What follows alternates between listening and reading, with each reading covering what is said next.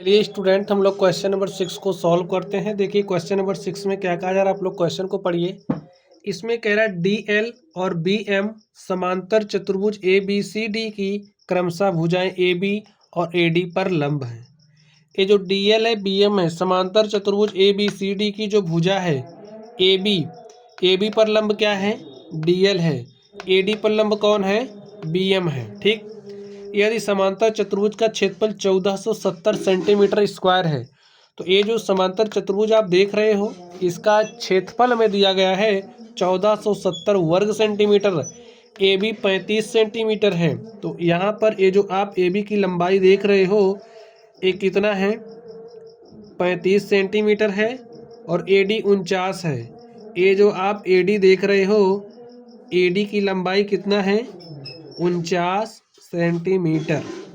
तो B M और D L की लंबाई ज्ञात कीजिए। तो यहाँ पर स्टूडेंट्स जो बी एम है हमें बी एम की लंबाई निकालना है, ये जो डी एल है हमें डी एल की लंबाई को निकालना है। तो चलिए हम लोग निकालते हैं और देखते हैं हमारा सोल्यूशन क्या होगा।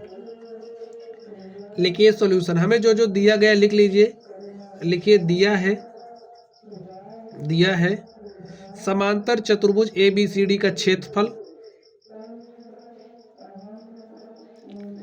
समांतर चतुर्भुज ए बी सी डी का क्षेत्रफल बराबर 1470 वर्ग सेंटीमीटर।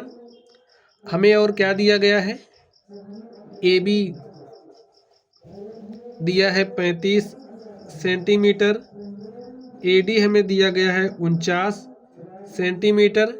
बी एम की लंबाई क्या होगी हमें बताना है, डी एल की लंबाई क्या होगी हमें बताना है। ठीक है स्टूडेंट्स, चलिए हम लोग सॉल्व करते हैं।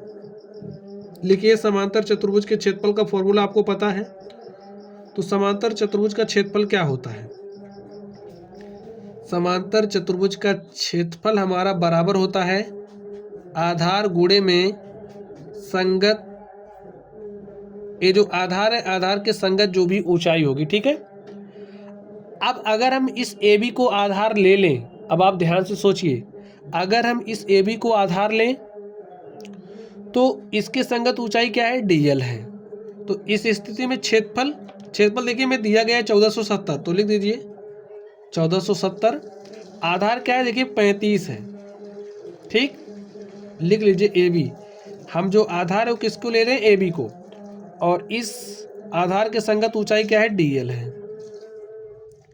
ए बी का मान कितना, 35 गुणे में डी एल 1470। तो डी एल निकाल लीजिए, किसके बराबर हो जाएगा, 1470 बटे में 35 के। हल कर लीजिए, काटिए, किससे कटेगा, तो पहले हम 7 से काटते हैं, 5 से काट दीजिए, 5 सते 35, 5 से काटा तो 5 दूनी 10, 4 14 हो गया 47, 5 9 45, 2 47 हो गया 20, 5 चौके 20, तो 294 बटे में 7। फिर से काट दीजिए, देखिए कट रहा है कि नहीं, 7 चौके 28, 1 29 हो गया 14, 7 दूनी 14।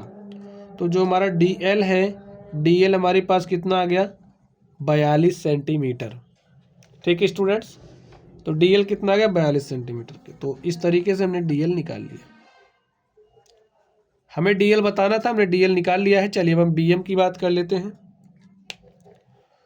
तो स्टूडेंट्स फॉर्मूला तो यही रहेगा, ठीक है, फॉर्मूला तो यही रहेगा। अब अगर हमारा आधार चेंज हो रहा है तो ऊंचाई भी चेंज हो जाएगी, बट समांतर चतुर्भुज का क्षेत्रफल तो वही रहेगा। तो क्षेत्रफल कितना रहेगा, 1470 सेंटीमीटर, क्षेत्रफल तो वही रहेगा। आधार अब हम इसको मान रहे हैं ए डी को। जब हमारा ए डी आधार होगा तो ए डी के संगत ऊंचाई कौन सी हो जाएगी, बी एम।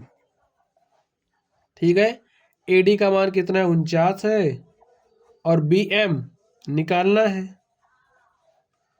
ए है 1470। तो प्यारे बच्चों बी एम को आप वही रहने दो, तो कुछ पलट दीजिए, उसके बाद बी एम क्या हो जाएगा, 1470 बटे में 49 के।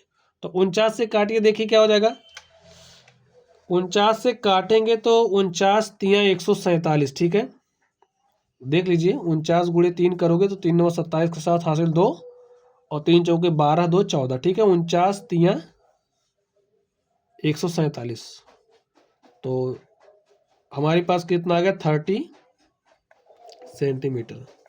तो जो हमारा बी एम है, ये जो बी एम है, हमें बी एम का मान बताना था, तो हमने बी एम का मान निकाल लिया है, आ गया है 30 सेंटीमीटर। लिख दीजिए अतः